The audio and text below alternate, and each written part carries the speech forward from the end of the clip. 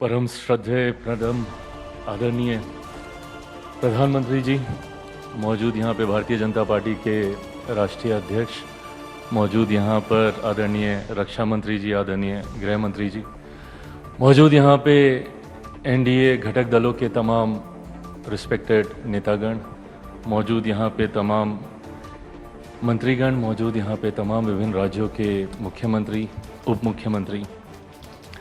आज जब हम लोग एनडीए की इस बैठक में उपस्थित हुए हैं, 12 सालों की कई यादें हैं जो कौंधती हैं। इसकी शुरुआत मेरे पिता आदरणीय रामविलास पासवान जी के साथ हम लोगों ने 2012 में पुनः की थी, और तब से लेकर आज तक जिस मजबूती से इस गठबंधन के साथ मेरी पार्टी जुड़ी रही, उसका सबसे बड़ा और एकमात्र कारण मेरे प्रधानमंत्री आदरणीय नरेंद्र मोदी जी रहे, जिन्होंने मुझे, मेरी पार्टी को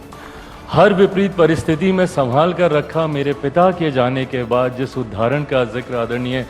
शिंदे साहब कर रहे थे, हर किसी के पास, और ये कोई नई बात नहीं होगी जो मैं कह रहा हूँ, हर किसी के पास वो अनुभव होगा जहाँ पे प्रधानमंत्री जी ने आपको, आपके परिवार को व्यक्तिगत तौर पर प्रभावित करने का काम किया। यही सर आपकी क्षमता है और यही आपकी ताकत है, जिसकी वजह से आज एनडीए एक राजनीतिक दलों का गठबंधन नहीं है सर, एक परिवार के तौर पर हम लोग यहाँ पर एकत्रित हैं। उदाहरण कई गठबंधनों के रहे 90 के दशक से, हम लोगों ने अलायंस पॉलिटिक्स देखी, बट कोई गठबंधन कभी टिक नहीं पाया। तो वहीं एनडीए गठबंधन हर बीतते साल के साथ और ज़्यादा मजबूत होता गया सर। उसका कारण सिर्फ और सिर्फ आप हैं। इसके लिए आपको विशेष तौर पर सर धन्यवाद कि आपने हम सबको इतना प्यार, इतना सम्मान दिया।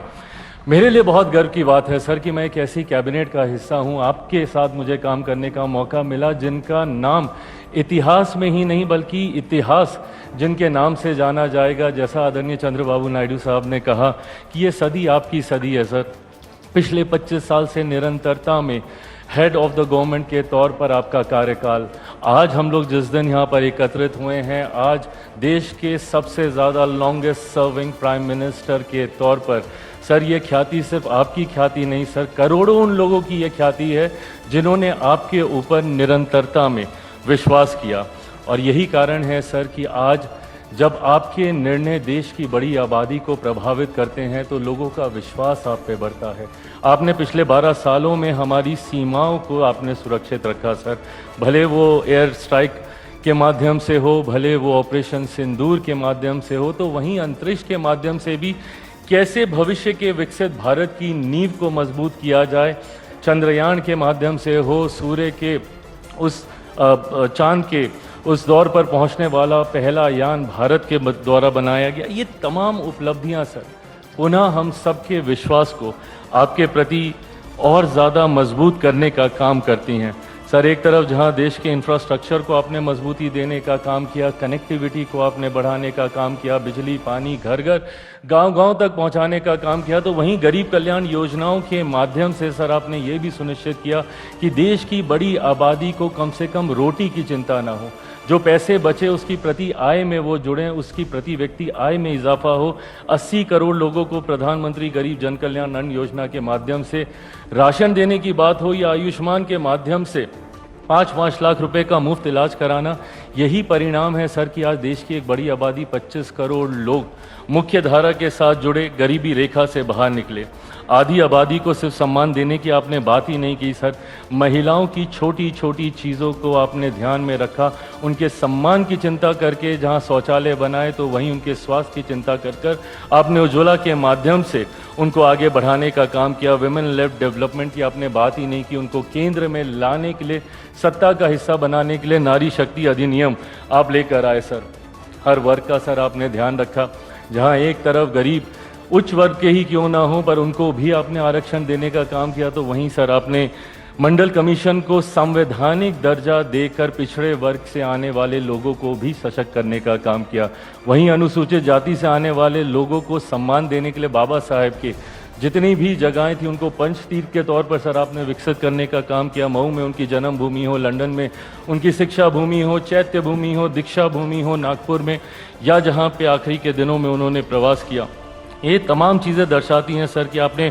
हर वर्ग को अपने साथ जोड़कर आगे चलने का काम किया। देश की राजनीति में जितने विवादित मुद्दे रहे जैसा जिसमें मेरे जैसे लोगों ने दशकों से राजनीति होते हुए देखी, भले वो राम मंदिर का मुद्दा हो या धारा 370 का मुद्दा हो, उस पर भी सर आपने पूर्ण विराम लगाने का काम किया। आपने देश की हर भाषा को अपनाया, हर मन से हर भाषा में अपना संबोधन दिया, हर वेशभूषा को आपने सम्मान दिया सर, भले वो साफा हो, पगड़ी हो, मैं जहाँ से आता हूँ हमारा पाग हो या गले में गमछा हो, आपने हर उस चीज़ को सम्मान देने का काम किया सर। खाद्य प्रसंस्करण मंत्री होने के नाते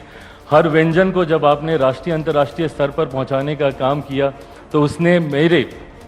कार्य को आसान किया। आपके सपने को भारत एक ग्लोबल फूड बास्केट बने, उसके लिए सर आपने हर उस व्यंजन को सम्मान दिया। झाल मूढ़ी हो सर या हमारे यहाँ का मखाना हो, मखाना बोर्ड भी आपने बनाया, श्री अन्न हो सर या सी बकथॉर्न हो, ये तमाम चीज़ों को सर आपने राष्ट्रीय अंतर्राष्ट्रीय पहचान दिलाने का काम किया। मैं सर एक बिहारी होने के नाते ये ज़रूर कहूँगा कि आपने जिस तरीके से मेरे राज्य को हाथ पकड़कर मुख्य धारा के साथ जोड़ने का काम किया, लाखों करोड़ों की परियोजनाओं को ना सिर्फ आपने उसका शिलान्यास किया बल्कि आपने उसका उद्घाटन भी करने का काम किया। आज मेरा बिहार धीरे धीरे मुख्य धारा के साथ जोड़ रहा है, उसका कारण आप हैं सर। एक बार फिर से मैं अपनी तरफ से, अपनी पार्टी लोक जनशक्ति पार्टी रामविलास की तरफ से आपके द्वारा किए गए देश समर्पित हर एक कार्य को नमन करता हूं और इस बात को शायद मैं